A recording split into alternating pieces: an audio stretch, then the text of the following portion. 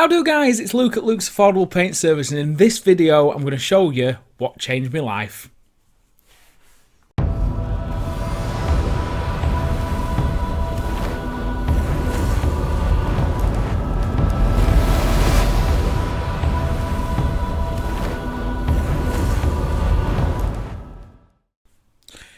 Right, so the stuff that I'm going to be talking about, I bought to try it. I've been seeing a lot of train modelers use it, and I've never used it at all through the time of me building terrain, because I saw it as something you used on diodes and stuff that wasn't going to be used so much.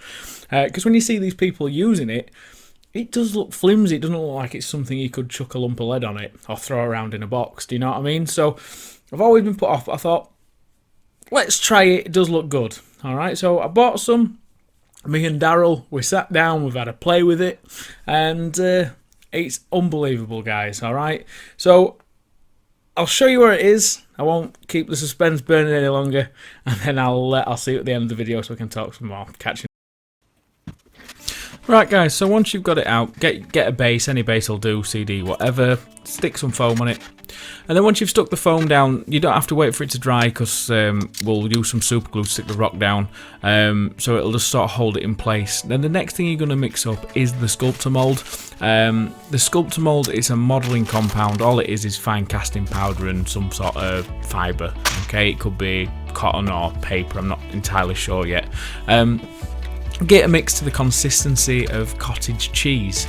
Now, once you've given that a good mix up and it's like a nice cottage cheese, throw it on the model. Literally build up all your earth and ground texture.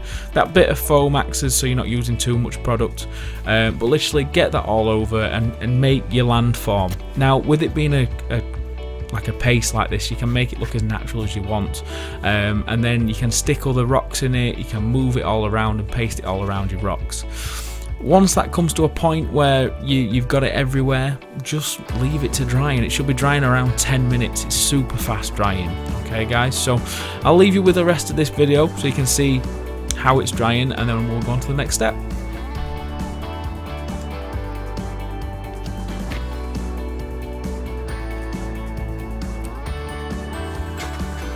Right, so after smoothing that out and leaving it to dry, literally wet your fingers, guys. Once your fingers are wet, just literally smooth that out. Okay, now round the rocks and everything else, what you're trying to do is you're trying to make it so you can't tell where the rock starts and the compound starts. You're trying to blend it all together, so just smooth it out best you can. Now if you get any on the rocks, use a brush.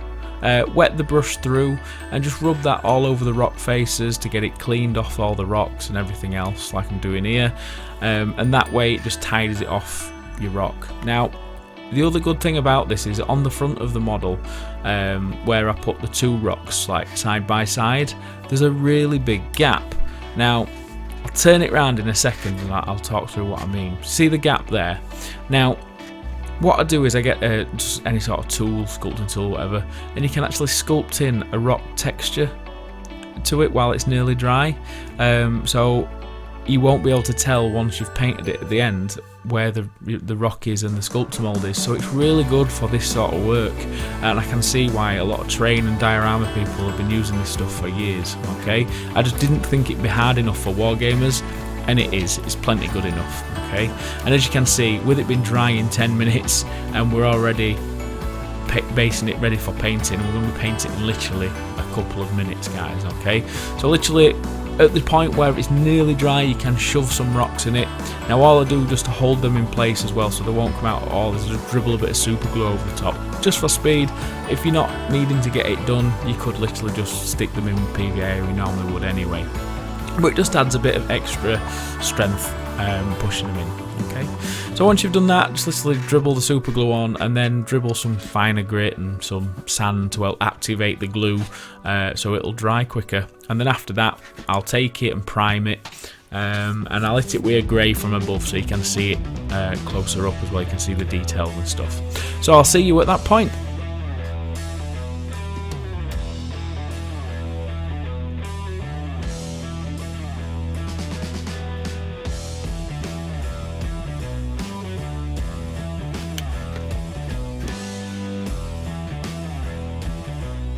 So as you can see, guys, look at the face. As you can see, looks pretty cool. Alright, now for painting it, I just go on with a dark brown, and I just go this all over the earth. I even stipple the rock as well. The reason I do that is so there's a bit of the earth colour in the rock, so when we start dry brushing all the other colours over it, there's some colour tonation to the rock rather than it just being grey. Alright, so we'll get onto that in a sec.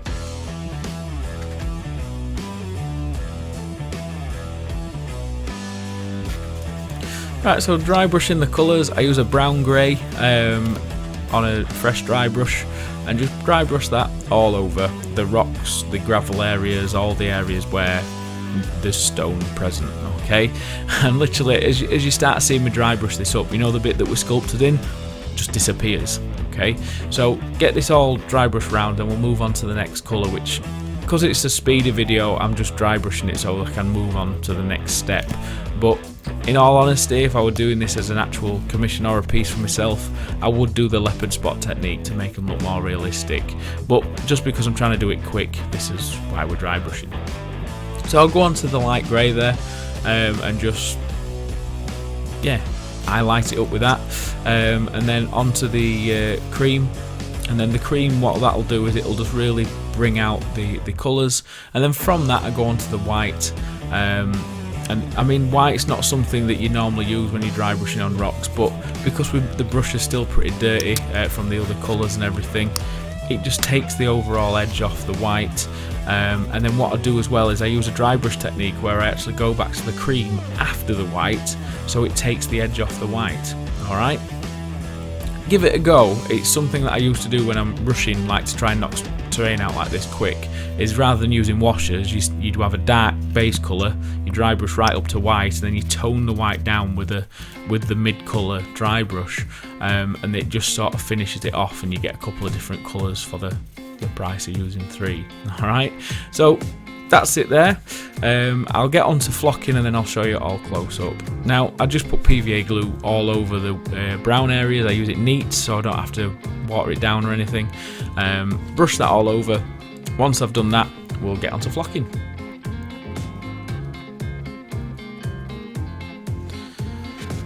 And then with flocks, I'm going to be using these flocks that are coming out at the end of the month. I'm going to be using like as mid-green colour, and then I'm going to be using like a browny yellow colour that we then paste all over the model, and then seal that down with a PVA glue.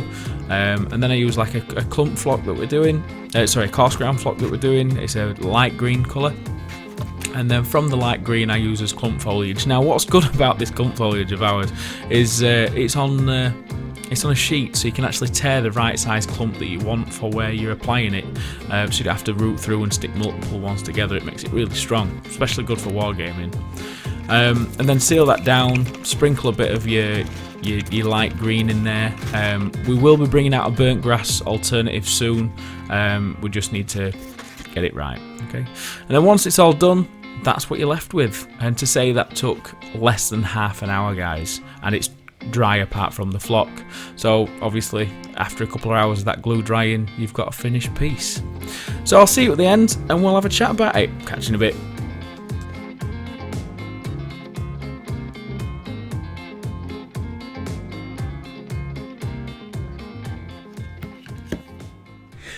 Right, so you saw how good that is. Do you know what I mean? As in, the reason it's so good is it just cuts out all the different steps. It's like when you see, like myself and most people online that build hills, that they cut foam, they sand it down, and then they put fillers on the edge. Like, I mean, I used to use DAS because I could work on it while it's still wet. You didn't have to wait till it would dry to carry on. But I used to use filler before that. And there's a lot of people that still do it that way. And yeah, it is fine, but it does take an awfully long time to dry, and you have long gaps in between things. Whereas this, you're doing all of it in one go, it dries in 10 minutes, and you can move on. It's unbelievable.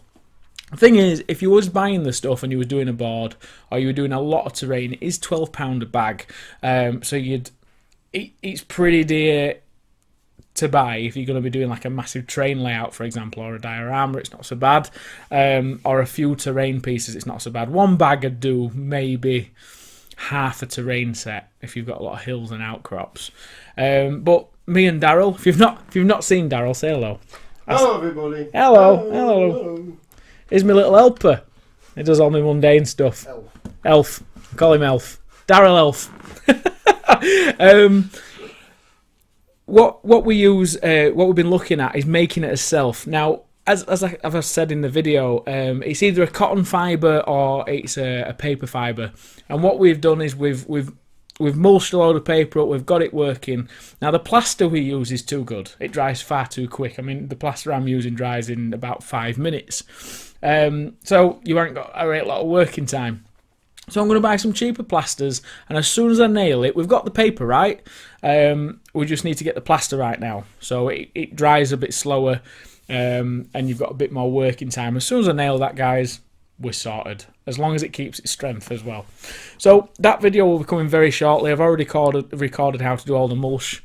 I'm just waiting until the plaster comes so I know how to get the ratios and mixing it and everything right for you. Alright, so if you've liked the video, like, share, subscribe. If you want to know any info, I'll give you the info that I can. I've only been playing with it for a week or so. But if you need any help, or if you just want to buy some, just type in Sculptor Mold and there's loads of places to buy it from. Alright guys, catch you in a bit.